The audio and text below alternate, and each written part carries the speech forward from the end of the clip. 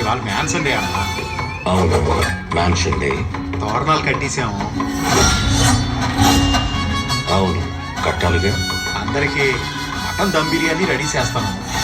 సరే, అయితే ఏంటి?